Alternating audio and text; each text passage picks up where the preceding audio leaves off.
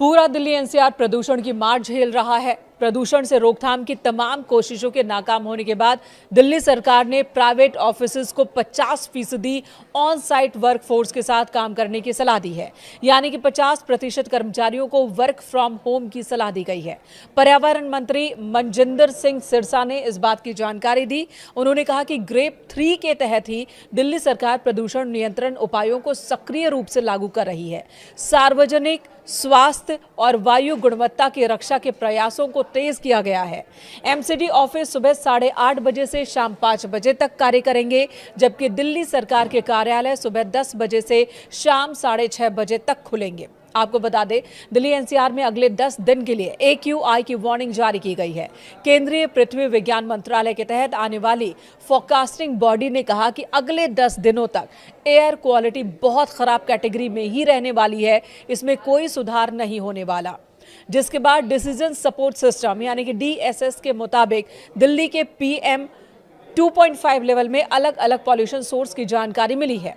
दिल्ली की जहरीली हवा में ट्रांसपोर्ट सेक्टर का सबसे बड़ा योगदान सामने आया है। लगभग 15% प्रदूषण की वजह ट्रांसपोर्ट ही है और ऐसे में वर्क फ्रॉम होम नियम से सड़कों पर गाड़ियों की संख्या कम होगी और प्रदूषण में कमी की उम्मीद है।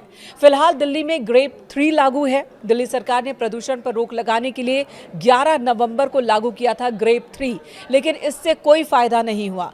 AQI स्तर में कोई सुधार देखने को नहीं मिला, जिसके बाद अलग स्टेशंस की बात करें तो AQI 400 के पार ही दर्ज किया गया है और यही वजह कि ग्रेप 3 को और ज्यादा सख्त किया जा रहा है। फिलहाल ग्रेप 4 लागू नहीं है, लेकिन सरकार इसके नियमों को ग्रेप 3 के तहत ही लागू कर रही है और इन्हीं में से एक फैसला है दफ्तरों में लोगों की संख्या कम करना, यानी कि 50% कर्मचारियों के साथ काम करने का ये फैसला। CAQM ने अपने लेटेस्ट नोटिस में कहा कि CAQM ने 21 नवंबर 2025 को ग्रेप शेड्यूल को रिवाइज किया है ताकि इसे और सख्त बनाया जा सके। दिल्ली एनसीआर में एयर क्वालिटी को बहुत ज्यादा खराब होने से रोका जा सके।